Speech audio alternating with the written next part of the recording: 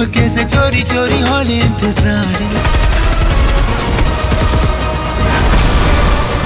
সালমান খান নাকি বরাবরই যে কোনো জনসভা বা অনুষ্ঠানে যেতে ভয় পান, বিশেষ করে অনুষ্ঠানে উপস্থিত শিশুদের নিয়ে তিনি চিন্তিত বেশি থাকেন।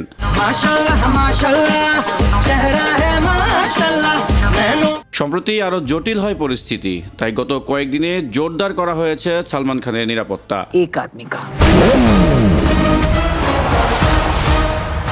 যে কোনো জায়গাতেই সালমান খানের সঙ্গে থাকছে কড়া নিরাপত্তা বাহিনী। প্রাণনাশের হুমকি মাথায় নিয়ে ছুটছেন সালমান খান। কখনো বাড়িতে ছোড়া হয়েছে গুলি, আবার কখনো এসেছে উড়ো চিঠি। মারা পড়েছেন তার ঘনিষ্ঠ মানুষও। এবার জানা গেল একবার বিমানবন্দর থেকে ধাওয়া করা হয়েছিল সালমান খানের গাড়িতে।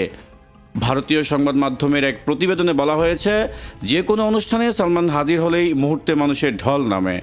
উন্মত্ত ভিড়ের কারণে সেখানে কোনো অঘটন ঘটে যাওয়ার সম্ভাবনা থাকে, তাই একটু বেশি সতর্ক থাকেন ভাইজান।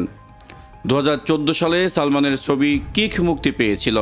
সেই সময় এক সাক্ষাৎকারে তিনি জানিয়েছিলেন, একটি বিশেষ কারণে ছবির প্রচারে তিনি ভিড় এড়িয়ে চলেন।